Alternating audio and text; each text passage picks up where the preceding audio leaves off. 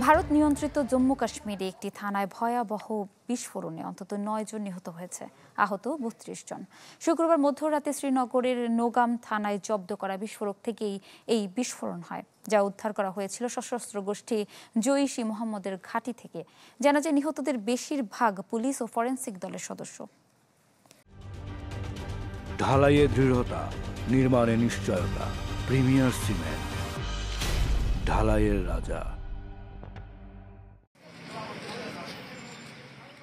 গেল 10 নভেম্বর লালকেল্লার কাছে বিস্ফোরণের দিন হরিয়ানার ফরিদাবাদ থেকে উদ্ধার করা হয় বিপুল পরিমাণ বিস্ফোরক।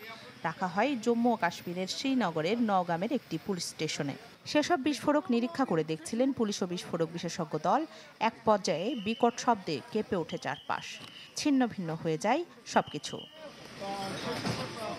প্রাণহানি হয় বেশ কয়েকজনের। নিহতদের মধ্যে একজন রাষ্ট্রীয় তদন্ত সংস্থার কর্মকর্তা, 3 জন ফরেনসিক সায়েন্স ল্যাবরেটরির কর্মকর্তা, 2 জন ক্রাইম উইংয়ের কর্মকর্তা, 2 জন রাজস্ব বিভাগের কর্মকর্তা ও একজন দর্জিও আছেন। এছাড়াও আহত হয়েছেন 27 জন পুলিশ কর্মকর্তা সহ 30 জনের বেশি মানুষ।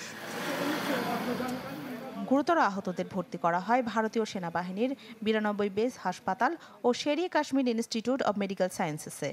বিস্ফোরণের পর নিরাপত্তার চাদরে ঢেকে ফেলা হয় থানার আশপাশের এলাকা। এই বিস্ফোরণকে দুর্ঘটনা বলে অভিহিত করেছেন জম্মু ও কাশ্মীরের পুলিশ মহাপরিদর্শক। বিস্ফোরকগুলোর নমুনা সংগ্রহ থেকে শুরু করে হ্যান্ডেলিং সবই খুব সতর্কতা ও সাবধানতার সাথে করা হচ্ছিল। তবে দুর্ভাগ্যবশত পুলিশ স্টেশনে বিস্ফোরিত হয়। এটা শুধুই একটি দুর্ঘটনা। এই ঘটনা নিয়ে অন্য কোনো জল্পনার প্রয়োজন নেই।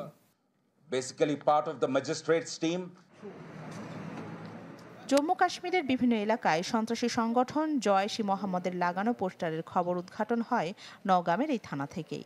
এসব পোস্টারের সূত্র ধরেই উচ্চশিক্ষিত সন্ত্রাসীদের হদিস পাওয়া যায়। তাদের নিয়ে তদন্তে নামার পরই বিপুল পরিমাণ বিস্ফোরক জব্দ করা সম্ভব হয়। গ্রেপ্তার করা হয় আদিল আহমেদ রাঠের সহ একাধিক চিকিৎসককে। গত অক্টোবরে নিরাপত্তা বাহিনী ও কাশ্মীরে বহিরাগতদের ওপর বড় ধরনের হামলার হুমকি সম্বলিত পোস্টার লাগাতে দেখা যায় আদিলকে। 27 অক্টোবর তাকে গ্রেপ্তারের পর ভারতের সন্ত্রাসীদের ভয়ঙ্কর নেটওয়ার্কের বিষয়টি বেরিয়ে আসে। জিজ্ঞাসাবাদে উঠে আসে হরিয়ানার ফরিদাবাদের আল ফালাহ মেডিকেল কলেজের চিকিৎসক মুজাম্মিল শাকিলের নাম। পরবর্তীতে শাকিল সহ 2 জন চিকিৎসককে গ্রেপ্তার করা হয়। তাদের দেয়া তথ্যের ভিত্তিতে জম্মু কাশ্মীর ও হরিয়ানা পুলিশের যৌথ অভিযানে ফরিদাবাদে প্রায় 3000 কেজি নাইট্রেট উদ্ধার করা হয়। এর কয়েক ঘন্টার মাথায় গত সপ্তাহে দিল্লির লালকেল্লার কাছে হয় আত্মঘাতী বোমা হামলা, যাতে প্রাণ যায় 13 জনের। সেই হামলার সাথে 4 জন চিকিৎসক জড়িত বলে সন্দেহ করছেন সংশ্লিষ্ট কর্মকর্তারা। এরই মধ্যে তাদের নিবন্ধন বাতিল করেছে ভারতের মেডিকেল কমিশন NMC। রাখি জেসমিন, চ্যানেল 24।